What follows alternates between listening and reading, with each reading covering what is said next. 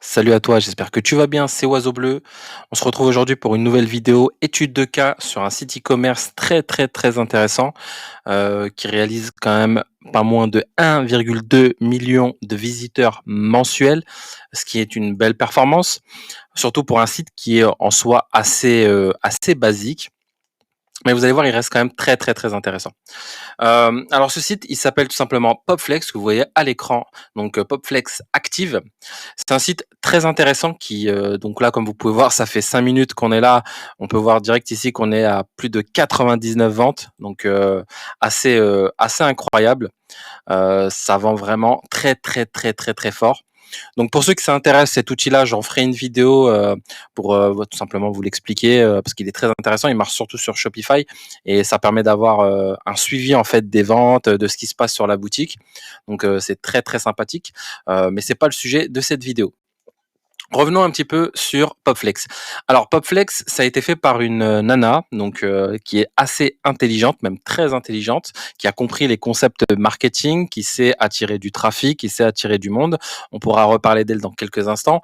Donc là, pour le coup, je vous montre un petit peu le site et en quoi en fait déjà il peut être. On comprend déjà le positionnement marketing du site. Déjà, le premier truc, c'est encore une fois les photos. Je reviens toujours dessus parce que là, beaucoup de gens négligent les photos. Donc je me répète souvent pour ceux qui suivent mes vidéos, mais les photos vendent et transmettent un message.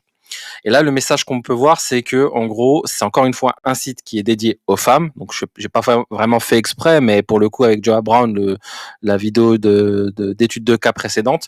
Pour le coup, c'est vrai que c'est beaucoup plus parlant et justement, on va pouvoir un peu comparer les deux en même temps. Donc là, comme vous pouvez voir, on est sur un site donc qui vend des produits pour le fitness, le sport, le pilate, tous ces trucs-là en fait, tout cet univers-là. Et le message que déjà on comprend, c'est que voilà, quelles que soient vos origines, quelle que soit votre forme, quelles que soient vos différences, vous êtes les bienvenus chez nous. Vous trouverez des produits adaptés à vos besoins pour pratiquer votre sport, votre fitness, votre pilates, votre yoga, tout ce que vous voulez. Et donc c'est ça un peu l'idée du truc.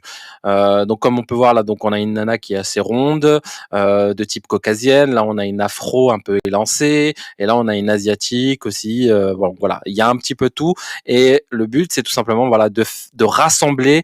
Euh, toutes les femmes au sens de venez comme vous êtes, un peu à la McDonald's on va dire, mais vraiment le côté inclusif de qui que vous soyez, quelles que soient vos formes, vos ethnies, vos origines, tout ça, vous êtes les bienvenus chez nous pardon. Sinon, au niveau du site, c'est assez standard, hein. Il n'y a pas vraiment grand-chose, hein. Rien de nouveau sous le soleil là-dessus.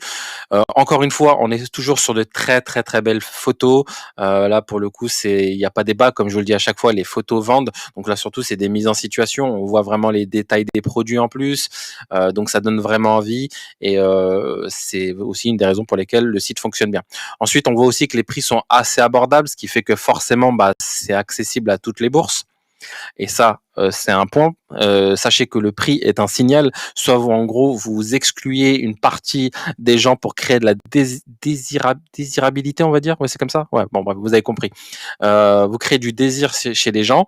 Soit vous êtes beaucoup plus mainstream, beaucoup plus accessible. Et à ce moment-là, en fait, le but, c'est de jouer sur le volume. Là encore une fois, assez standard en termes de e-commerce, donc c'est des principes assez connus. Donc là, on a un petit rappel et un petit clin d'œil de la fondatrice qui s'appelle donc Casey O, H-O à la fin, qui est très connue aux États-Unis. Vous allez voir un petit peu juste après. Donc voilà, pour le site, assez standard, assez classique, avec de très belles photos, donc des produits assez ordinaires, donc des leggings, etc. Donc des t-shirts, des hoodies, etc. Donc des tapis de yoga, des bouteilles. Donc c'est un petit peu des produits assez classiques. N'empêche que dans ces produits, il y a quand même une certaine différence, ou une certaine écoute, ou une certaine proposition de valeur qu'on va pouvoir découvrir juste après. Juste avant, je vais faire un petit récap sur quand même l'origine de la fondatrice, donc KCO. À la base, elle, c'est une blogueuse et une youtubeuse. Elle a créé un blog et une chaîne YouTube avant, je pense. Donc, je sais pas exactement si c'est avant ou après, mais je pense que c'est bien avant en fait. Et donc, Popflex est une succession en fait de ces projets, mais n'est pas en fait un produit qu'elle a pensé en amont. C'est-à-dire que c'est les circonstances de la réussite de son blog et de sa chaîne YouTube qui ont fait en sorte qu'elle a su réfléchir marketingement et proposer un site web avec des produits intéressants pour les gens qui la suivent. Donc pour le blog, donc c'est un blog qui génère pas moins de 600 000 à 700 000 de trafic mensuel, ce qui est quand même une très belle performance. La question qu'on pourrait se dire, c'est pourquoi en fait pourquoi elle a pas, pourquoi elle a créé un blog aussi sur je crois qu'elle en avait créé un. Alors attendez, je vais vérifier. Boum boum boum. Non, il y en a pas. Peut-être en bas. On va checker. Parce qu'on pourrait croire qu'elle aurait pu intégrer le blog à l'intérieur de son... Voilà, donc elle a bien un blog ici. Et donc, elle a bien créé 2 blogs pour les 2 sites différents. Alors, la chose en fait qui est différente, c'est que sur Popflex, elle va jouer beaucoup plus sur les produits. Elle va essayer de se positionner sur une sémantique liée au fitness et à, à différentes demandes assez précises pour pouvoir justement, tout simplement, vendre ses produits encore plus, tout simplement. Alors que sur Blog Pilate, c'est un peu différent.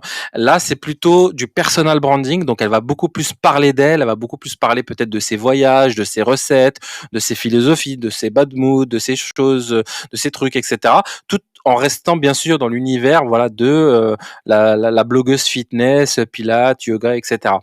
Et donc, c'est ce qui va lui permettre en fait plus de liberté et ainsi d'aller voir un peu des horizons qu'elle ne pouvait pas voir avec Popflex. Ensuite, pour la chaîne YouTube, ce qui est intéressant, c'est que là, elle a encore beaucoup plus de trafic, elle a beaucoup plus d'attention, on va dire, parce qu'on est aux alentours donc des 8 millions d'abonnés, ce qui est aussi une très belle performance. On est, je crois, à 2 milliards 400 millions de vues, ce qui est quand même assez énorme. Et c'est du contenu assez basique. Alors bien sûr, il y a du contenu un peu plus sportswear, fitness, pardon, etc., etc. Donc je vous laisse un petit peu voir de votre côté si ça vous intéresse pour si vous êtes dans une niche similaire ou vous voulez vous inspirer de ces pratiques. Mais à la base, c'est vraiment en fait sur ça qu'elle est partie. Puis petit à petit, elle a commencé à dériver avec, vous voyez là, des jeux avec Entrepreneur Things, Small Business, ce genre de choses. Enfin là, il y a du maquillage, etc. Mais là où c'est très intéressant, c'est au niveau des publicités, des ads créatives qu'elle doit utiliser également avec YouTube, j'imagine en pub. C'est en fait tout simplement qu'elle a introduit à la fois sur sa chaîne YouTube et sur la chaîne YouTube tout simplement de son site web, même s'il y a quelques différences. Ce qu'on peut voir, c'est que déjà, elle dessine en fait un certain nombre de ses produits. Et ça, c'est quelque chose d'assez intéressant parce que, en gros, ce qu'elle veut signaler avec ça, c'est que soit c'est une demande qui vient de la communauté, donc elle le dessine pour eux, et ensuite, donc forcément, une fois qu'elle l'a dessiné, elle va le proposer à la vente, elle va le créer, et elle va pouvoir ainsi le mettre en avant. Donc là, je vais vous le mettre assez rapidement, histoire que vous puissiez voir à quoi ça peut ressembler. Et c'est très très intéressant, hein, parce que c'est un axe marketing qu'on voit rarement. Donc là, vous voyez, un crayon, une feuille de papier, et vous avez une vidéo qui peut toucher des millions de personnes. Et donc là, vous pouvez voir, bon, elle dessine les coupes, etc. Bon, c'est pas très intéressant. Ce qui est intéressant, c'est de voir aussi même le bruit du crayon, en fait. Il y a même pas de musique, etc. C'est vraiment fait assez exprès pour faire ressortir en fait le côté comment dire proche du papier. Je sais pas comment dire. C'est-à-dire qu'on participe, on a l'impression de participer à la création. Et donc là, vous voyez, hop, elle nous montre le résultat et boum, et là, elle vous montre le produit. Ce qui est intéressant aussi, c'est comment elle le présente. Elle se met vraiment bien en avant. Et puis elle donne aussi des explications, elle donne envie. Donc là, pour le coup, on va pas continuer plus loin que ça parce que c'est pas très intéressant. Ce qui est intéressant, c'est plutôt le principe, la mécanique, la réflexion derrière ça. Et donc c'est quelque chose d'assez intéressant et que j'ai pas vu ailleurs. Et c'est je pense selon moi une des choses qui fait que elle a un marketing assez intéressant. Soit la demande vient directement des fans, soit en fait elle propose aux fans en leur proposant justement un nouveau produit en le dessinant, puis après elle le redessine peut-être avec une fois que le produit a été créé, etc. Puis elle le montre en vidéo comme elle le fait à l'instant. Donc, on va faire un petit récap avant de passer en fait pour la suite. Donc, je vais sur SimilarWeb, encore une fois un site que j'aime beaucoup parce qu'il permet de récupérer pas mal de data sur les sites web. Donc là, encore une fois, 1 million de trafic mensuel. Là, on est encore sur du minimum, hein. On n'est pas sur quelque chose de. J'imagine qu'elle doit avoir beaucoup plus de trafic en réalité, parce que bon, ça reste qu'une statistique, mais ça donne déjà quand même une certaine forme d'indication. Donc là, on voit que bon, 1,3 million, 1,7 million, 1,2 million, donc voilà, ça tourne aux alentours de 1,2 million, 1,5 million, à peu près, ce qui est très très bien. On voit aussi également qu'elle a positionné son site forcément en anglais, donc États-Unis, Angleterre, un peu d'Allemagne, Australie, Canada. Donc là, c'est forcément des produits anglophones. Ce qui est intéressant dans la statistique, c'est de voir en fait que, à part les pays anglophones qui représentent, on va dire 80% de son trafic, il y a 20% qui vient quand même du reste du monde. Ce qui est une data intéressante, ça veut dire qu'en fait sa portée est vraiment plus loin que simplement l'anglophonie, quoi. Les pays anglophones, je sais pas si c'est français, enfin bref, vous comprenez. Ensuite, ce qui est très intéressant de voir ici, c'est forcément, ce sont des femmes majoritairement qui achètent chez elle, mais on peut voir que son public est vraiment relativement jeune, hein, 18-24 ans, 25-34, et ensuite ça descend assez drastiquement à partir de 35-44. Donc c'est une data qui est assez intéressante. Si ça peut vous servir, profitez-en. Si vous êtes dans la même niche, on va dire. Bon là, on a les intérêts, etc. Mais bon, c'est pas forcément très représentatif c'est un peu général, quoi, tout simplement. Donc là, on a des sites e-commerce. Bon, là aussi, c'est encore une question assez. C'est un peu forcément pas très précis, mais bon, ça a le mérite d'exister. Là, on a les sources de trafic. Donc là, encore une fois, toujours cette histoire de direct et de email. Donc, comme les emails sont très mal comptabilisés, il y a une partie des emails qui se retrouvent dans les directs. Mais bon, en tout cas, ce qui est sûr, c'est qu'elle a beaucoup de gens qui viennent sur son site de manière directe, mais également aussi beaucoup d'emails forcément. On peut voir aussi qu'elle a quand même quasiment 30% de recherche organique. Ça veut dire que là aussi, encore, son système est assez stable et il y a une forme d'équilibre intéressante, comme sur Java Brown pour le coup. C'est-à-dire qu'ils n'ont pas négligé l'organique, ce qui leur permet d'assurer en fait leurs coûts de problèmes publicitaires, Facebook, retargeting, etc., qui peuvent être coupés, bloqués, et tous ces trucs-là. Même si à mon avis, vu le niveau qu'elle a, elle doit avoir en fait des agences ou des sortes de choses qui ont en fait des comptes d'agence qui sont un peu plus, on va dire, protégés de ce côté-là. On peut voir que derrière, de l'autre côté, en termes de referral, bon, il y a pas mal de gens voilà, il y a pas mal de referral, etc. Ensuite, en paid, là, search, c'est-à-dire sur du Google Ads, on n'a que 1,90, ce qui est relativement peu. Donc on peut voir qu'elle a quand même quasiment 93% d'organique, ce qui est un chiffre assez colossal. Ça veut dire que là, on est sur du full marge, hein. On n'est pas sur quelque chose où, en gros, il y a la publicité qui prend une partie importante du chiffre d'affaires. Là, vraiment, elle a vraiment beaucoup, beaucoup d'organique. Et donc là, selon moi, ça doit être sûrement tout ce qui est retargeting, etc. Euh, Comme quoi, l'organique, en fait, c'est vraiment pas quelque chose à négliger, hein. C'est vraiment quelque chose qu'il faut penser en amont, qu'il faut introduire dans son business. Je sais que dans beaucoup de cas en e-commerce, les gens souhaitent directement partir en publicité. Ça peut être bien. Dans certains cas, il y en a beaucoup qui réussissent comme ça, mais c'est peut-être pas toujours le meilleur deal. Si vous créez un business e-commerce comme le font, enfin, tout simplement KCO, avec, c'est-à-dire du stock, vraiment une relation intime avec vos clients, etc. Passer sur de l'organique, c'est vraiment aussi quelque chose de très intéressant parce que ça va pérenniser votre business et puis ça va le faire croître sur des bases vraiment solides comparé à vos concurrents qui, eux, peuvent être que sur du paid. Ensuite, qu'est-ce qu'on peut voir d'autre? Donc, les choses intéressantes, c'est que, vous voyez là, en termes de réseaux sociaux, on a quand même 84% qui vient de YouTube. Donc, elle a dû détecter quelque chose, ou en tout cas, elle a dû. En même temps, c'est clair qu'elle a quand même une chaîne YouTube à 8 millions d'abonnés, avec vraiment beaucoup, beaucoup de vues, ce qui fait que ça facilite beaucoup plus les choses. N'empêche que la chaîne Popflex est quand même relativement moins, même beaucoup moins grosse que la chaîne de Blog Pilate. Mais c'est une data assez intéressante. Ça veut dire que sur YouTube, si on s'y prend bien, si on crée une vraie relation avec les gens, il y a vraiment moyen en fait de voilà, créer un bon business autour juste de YouTube et pas forcément que d'Instagram. D'ailleurs, Instagram, ce que j'ai pu voir notamment, c'est que c'est souvent très comment dire, surestimé en termes d'apport de trafic. C'est pas là où c'est le mieux, dans le sens où les gens vont aller souvent checker sur Instagram, vous savez, pour voir en fait la crédibilité de votre site, voir en fait si vous êtes voilà une vraie marque, s'il se passe quelque chose, si vous êtes légitime. Et à partir de là, ils vont aller où? Ils vont aller sur Google. Et là, sur Google, qu'est-ce qu'ils vont taper? Le nom de la boutique, Popflex ou Blog Pilate boutique, ce genre de choses.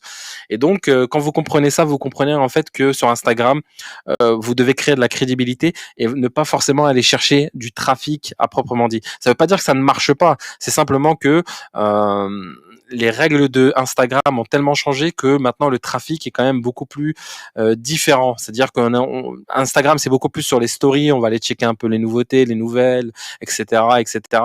Plutôt que comme à l'époque où en fait on découvrait plein de choses et puis on pouvait les passer directement voir le site.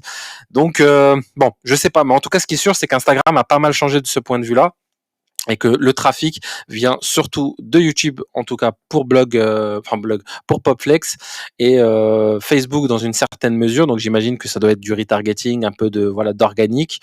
Également Pinterest, ce qui est assez marrant par rapport, par exemple, à bon, pour le coup l'étude de cas précédente où on voyait le site de Joa Brown qui eux performaient vraiment beaucoup sur Pinterest.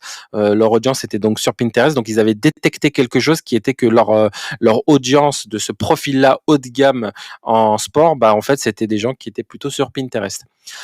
Ensuite, on va descendre un petit peu, on va voir. Bon, bref, là, c'est des petites informations assez classiques sur, en gros, les technologies utilisées, etc.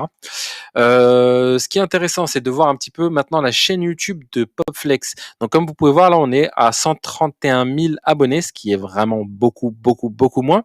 Mais ça ne veut pas dire pour autant, en fait, que ça ne marche pas, parce que vous allez pouvoir voir, si on regarde un petit peu dans les shorts. Alors, attendez, on va aller dessus.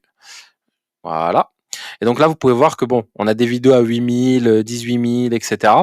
Mais on a des vidéos aussi à 706 000. On a une autre vidéo ici à 6 millions 5, 658 000, 1 million 1, etc. 4 millions 4. Donc, ce qu'on peut comprendre déjà, c'est que cette nana-là, elle a compris le comment craquer l'algorithme des shorts et sur YouTube. Et du coup, elle l'exploite forcément à son avantage. En plus de pouvoir publier ça sur les deux chaînes YouTube, bah, en fait, elle va pouvoir tout simplement profiter pour aller chercher tout simplement encore plus de clients et d'audience, de trafic comme ça. Ce qui est intéressant par rapport à son autre chaîne YouTube, c'est aussi que là, elle n'hésite pas à mettre en avant ses clientes et ou ses fans. Du coup, celles-ci font même des cartons, hein, 1 million 1 pour cette femme assez ronde, type afro-américaine, qui sûrement porte les produits de la marque. Et du coup, elle fait quoi? Elle récupère tout simplement la vidéo et la met directement sur son short. Et tout simplement, ça fait un gros trafic qui déboule gratos comme ça. Et ce qui est intéressant, c'est que vu qu'en fait, là, il y en a une qui performe bien, vous allez avoir toutes les autres qui vont faire pareil, qui vont lui envoyer beaucoup de contenu. Du coup, ça va lui donner en fait, ça lui fait faire moins de travail. Et c'est la différence que je peux voir entre les deux chaînes YouTube. Celle-ci inclut son audience en termes de contenu, alors que l'autre, elle est plus voilà une relation d'elle vers ses abonnés. Et donc, si ça vous intéresse, n'hésitez pas à aller checker un peu son site. C'est très très intéressant. Vous avez vraiment des très très belles publicités, des très belles créatives, parce que pour moi ça c'est des créatives. On peut les utiliser en pub aussi. C'est vraiment très intéressant. Et là encore une fois, on va mettre une petite pub encore une fois pour voir un peu comment elle fait. Vous allez voir, c'est toujours un peu le même schéma. What if I mated the cocoon coat with the cloud pullover? I mean, just Et là, elle commence à imagine the dessiner. softest, the fluffiest, the fuzziest, the most. Par rapport à par rapport à la précédente, si vous vous rappelez, il y avait pas de son. Elle jouait en fait sur l'intimité du crayon et du papier. Il y a un petit côté ASMR, hein, je sais pas si vous êtes d'accord avec moi. Et du coup, ça crée une proximité. Là, elle joue avec déjà une petite musique sympathique derrière qui est assez enjouée, qui en donne envie en fait de regarder la vidéo juste pour écouter aussi un peu la musique. Puis en même temps, elle dessine en fait de manière accélérée pour montrer ce qu'elle a créé. Et ça donne un résultat Blanketiest hoodie of your assez life. intéressant. I need to have this right now, so we're doing it, you guys. If you have the cocoon, you know how soft and how thick this fabric Ouais, ce qui est is. intéressant, c'est que là, elle fait ce serait un peu du copywriting, on pourrait dire, mais c'est pas vraiment du copywriting. Là, tout simplement, elle explique en fait les bénéfices, pourquoi en fait son suite est plus intéressant que les autres, parce que voilà, il est un peu moins, il descend moins sur les côtés, il fait moins plat, ou je sais pas comment on pourrait dire, il fait un peu plus girly, il remonte en haut, etc. Donc, je suis pas très anglophone, hein, pour le coup, je suis pas très très bon en anglais. Enfin, je comprends un peu, mais je suis pas à la pointe de la langue, quoi. See how my hoodie goes in at the waist? This is what gives it that baggy but fitted look. And for the hood, you know I love me an enchanted hood, and when it's down, it doubles as a neck warmer. I also dropped the shoulder and made sure that the sleeves were super blousy. You guys, here is the faux Sherpa. Enfin voilà, donc ça donne quand même un truc assez sympa au final et je pense que si vous avez un business dans ce style-là, ça peut peut-être être intéressant d'utiliser cette stratégie de création de contenu et de création de produits, peut-être en collaboration avec vos clients, si vous avez la capacité de faire ce genre de move. Quelle que soit la nature des produits, hein. Si vous vendez par exemple des compléments alimentaires, ça pourrait être, voilà, on va créer une gamme de produits spécifiques avec plein de trucs dedans qui vont répondre à vos besoins et du coup, on va mettre ça avec des PDF, avec des guides, des cours, des trucs pour vous aider à régler vos problèmes et en même temps les pilules ou je sais pas trop comment on pourrait dire, hein, les compléments alimentaires feraient que voilà, ça devient en fait le booster quoi, qui va vous redonner la forme, qui va vous booster, qui va faire ceci ou cela, le magnésium, truc muche, etc. Enfin, vous comprenez un peu le délire. Alors, je pense qu'on a fait le tour là pour la chaîne YouTube. On va passer maintenant sur le TikTok.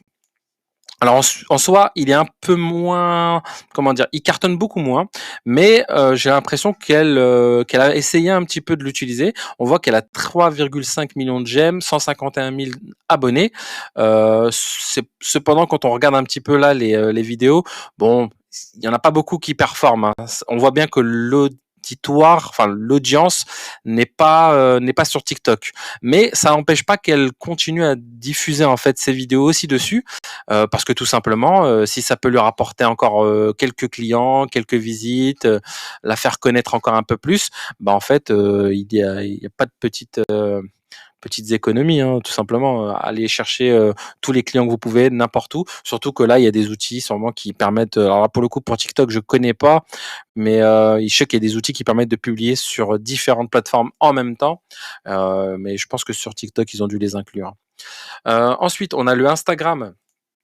Là encore une fois, Instagram, toujours pareil, plutôt la vitrine de votre boutique plutôt que un moyen de générer du trafic. Peut-être même de créer une relation un peu avec vos clients ou vos clientes, ça dépend en fait, ou les deux d'ailleurs. Alors là, ça rame un petit peu. Je pense que c'est dû en fait parce que je filme. Alors si je me trompe pas, on était aux alentours de 7. Ah voilà, bah c'est 478 000 abonnés. Donc là pour le coup, moi, je vais vous faire gagner du temps parce que là, comme ça rame un petit peu, je vais pas rendre ça un peu chiant.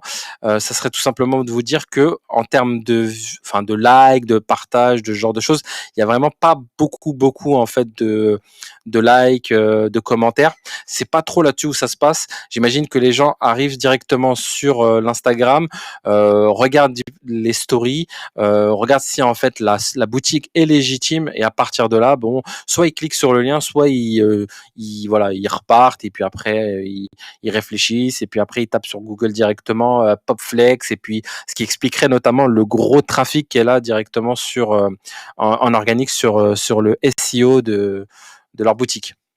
Ensuite, donc là, on a le Facebook. Alors là, encore une fois, ça rame un peu, c'est assez embêtant. Il faudrait que je vois un autre outil peut-être pour filmer parce que si du coup ça me fait ramer comme ça là, c'est assez chiant. Donc là pour le coup assez de ce que j'ai pu voir, c'est assez basique, il y a pas grand-chose donc à la limite on va passer je pense. Donc ouais, il y a 60 000 personnes, ok, 49 000, mais ouais, il y a très peu de likes, très peu de partages, etc. C'est juste histoire d'exister. Il n'y a pas vraiment grand chose qui se passe dessus. C'est plus, voilà, ils ont plus créé en fait la page pour pouvoir faire des retargeting et des pubs. Et là pour le Twitter, c'est assez identique. Donc 4000 followers. Son audience n'est pas sur Twitter, mais elle crée quand même du contenu. Elle essaye quand même d'être assez présente. La date de parution de la dernière, c'était quand? Donc ouais, à 6 heures. Donc en fait, elle reste quand même assez active sur Twitter. Bon, comme quoi elle essaie de faire son travail de manière multicanal, ce qui est une très très bonne décision. Si à partir d'un certain seuil, si vous avez la possibilité de déléguer et d'être un peu sur tous les canaux. Encore une fois, être sur tous les canaux, ça peut être un bourbier assez dingue parce que on ne sait pas d'où vient la conversion au bout d'un moment. Est-ce que c'est Facebook qui a déclenché ou est-ce que c'est ceci? Mais je pense que s'ils sont sur YouTube et qu'elle se donne à fond sur YouTube, c'est qu'elle a compris que sur YouTube, c'était l'élément primordial. Le reste, en fait, c'était retargeting, etc., où ça pouvait créer, en fait, à un moment donné, des gens qui passaient sur Facebook pour checker ou pouvoir, voilà, tout simplement voir la page et puis vérifier peut-être des commentaires, des avis, ce genre de choses.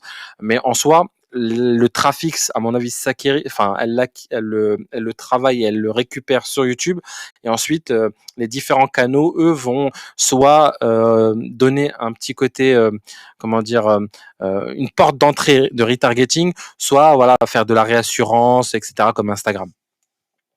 Ensuite, pour les publicités, là, comme on peut voir, on est ouais, pas beaucoup de publicités, on a 18 publicités. C'est ce qui me permet de comprendre en fait qu'on est plutôt sur du retargeting, parce que quand on fait de la publicité, souvent, on va essayer de checker plusieurs créatifs, donc on va créer beaucoup de publicités avec plein de tests d'intérêt, avec voilà des lookalikes, etc., faire plein de tests partout et tout. Et donc en général, quand une boutique cartonne très bien sur Facebook en ads, ce qui se passe, c'est qu'elle a souvent beaucoup de publicités, beaucoup de créatifs, beaucoup, enfin voilà, c'est inondé. On a des peut-être même une centaine, voire plus, qui tournent en même temps. Là, pour le coup, c'est pas trop le cas. Donc là, on voit bien que, encore une fois, c'est toujours on ressent en fait que le côté je dessine les produits, c'est un petit côté branding qui la différencie fortement. Et du coup, comme elle l'a tout simplement très bien exécuté, elle l'exploite directement aussi sur son retargeting. Donc là, je pense qu'on a fait un petit peu le tour. Donc j'essaie d'aller au plus vite en 25-26 minutes. J'espère que vous avez apprécié en fait cette petite étude de cas. Je suis pas trop rentré en profondeur. Le but c'est pas forcément de comment dire de faire un audit complet. Le but était vraiment surtout de vous partager en fait quelques principes, quelques stratégies marketing, comment font d'autres personnes pour cartonner avec leur site web tout simplement. Là pour le coup c'est des Américains, mais je vais essayer de rentrer avec la prochaine fois avec des nouveaux sites français.